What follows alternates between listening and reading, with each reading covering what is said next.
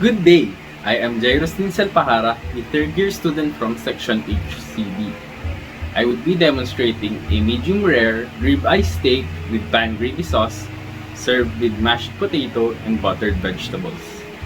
The ingredients that we would be needing for this task are parsley, milk, scallions, ribeye steak, vegetable oil, butter, corn, beef stock, herbs, garlic, potatoes, turnip, carrot, mustard, Worcestershire sauce, flour, salt, and pepper.